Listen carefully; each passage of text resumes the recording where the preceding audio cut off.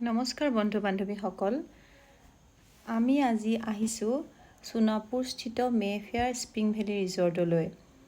ৰিজৰ্টখন ইমানেই সুন্দৰ আৰু মনোমোহা, আপোনাৰ চবফালে ইমান চাৰিওফালে প্ৰাকৃতিক পৰিৱেশৰে আৱৰা, আৰু তাত ওপৰত এখন ৰেষ্টুৰেণ্ট আছে য'ত আপোনালোকে গৈ খাব পাৰিব। খুব এক্সপেঞ্চিভ হয়, কিন্তু খানাৰ কোৱালিটি বহুত ধুনীয়া। আৰু তাত আপোনাৰ যিটো ৰাতিৰ ভিউটো একদম চাবলগীয়া ভিউ, সেইটো আপোনালোকে চাই আহিব পাৰিব। কেতিয়াবা যদি যাওঁ বুলি ভাবে সেইখনলৈ যাব। সোণাপুৰৰ পৰা অকণমান আগত গৈ তাত লিখা আছে সোঁফালে, তাত কেইবাখনো ৰিজৰ্ট আছে, তাৰ ভিতৰত এখনো এখন।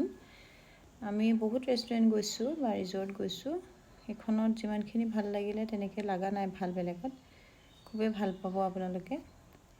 ফুৰিব পৰা তাত বহুত জেগা আছে,